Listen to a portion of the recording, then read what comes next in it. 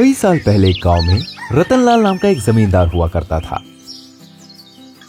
वो अपने खेत किसानों को ठेके पर दिया करता था और हर साल उनसे ठेके का पैसा भी लिया करता था। रतनलाल का एक खेत भिक्षु नाम के किसान ने ठेके पर लिया था और उस पर वो खेती बाड़ी किया करता था। तो हल किसी चीज में अटक गया। उसे संदेह हुआ तो वो वहां पर खोदने लगा और रतनलाल वहां से गुजर रहा था। तो उसने भिक्षु को खोदते हुए देखकर पूछा, ए भिक्षु, क्या कर रहा है? ये खेत क्यों खोद रहा है?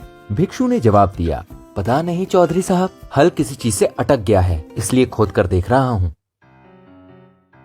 और उसने खोदना जारी रखा और खोदते खोदते उसने देखा कि सोने से भरे हुए 2 घड़े निकले। उन घड़ों को देखकर रतनलाल बहुत खुश हुआ और रतनलाल बोला, अरे वाह, कितना किस्मत वाला हूँ मैं। आज तो लगता है भगवान मुझसे बहुत खुश है, इसलिए मुझको सोने से भरे घड़े मिले। उसकी बात सुनकर भिक्षु ने कहा, ये घड़े आपको कैसे मिले चौधरी साहब? ये घड़े तो मुझे मिले हैं, मेरे हुए। रतनलाल ने जवाब दिया, क्या बात कर रहा है? खेती तो मेरी है ना, ये खेत मेरे हैं, इससे जो भी निकलेगा वो मेरा होगा। ज्यादा होशियार मत बन भिक्षु। भिक्षु ने कहा, आप ऐसे कैसे बोल सकते हैं सेठ जी? खेत तो मैंने ठेके पर लिए थे ना, और हर साल मैं आपको इसके पैसे भी देता हूँ, इसलिए ये घड़े मेरे हुए। फिर रतनलाल ने कहा, मैंने ये जमीन ठेके पर दी है खेती बाड़ी के लिए, इसमें से सोने के घड़े मिले हैं तो वो मेरे हुए, ले जाने नहीं दूंगा। फिर भिक्षु ने कहा, पर मैंने खोदा तब ये निकला सेठ जी, अगर आपको पहले ये बात पता होती तो क्या आप खोद नहीं लेते? इतने में वहां से एक स्वामी जी गुजरने लगे। स्वामी जी ने उन दोनों से पूछा, क्या हुआ, तुम दोनों झगड़ा क्यों कर रहे हो? मुझे बताओ, मैं हल कर देता हूँ। फिर उन दोनों ने स्वामी जी को पूरी घटना के बारे में बताया।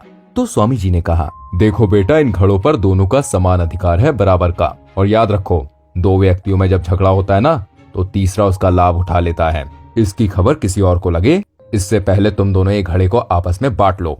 तब रतनलाल ने कहा, क्या कह रहे हैं आप स्वामी जी? ये कैसा फैसला हुआ? ये सोना मेरा ही है, अब ये फैसला तो महाराज के पास जाकर ही होगा। तो भिक्षु ने कहा, स्वामी जी, आप इस विषय को इतने हल्के में मत लीजिए। आप एक काम कीजिए, आप जाइए यहाँ से। ये फैसला तो अब मैं महाराज के पास जाकर ही करूंगा, क्योंकि ये दोनों मटके मेरे ही हैं।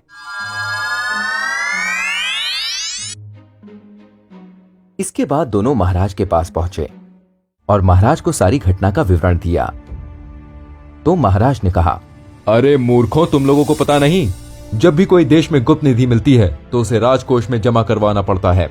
राज्य के गुप्त निधि को चुराने के जुर्म में मैं तुम दोनों को कठिन कारागार की सजा देता हूँ।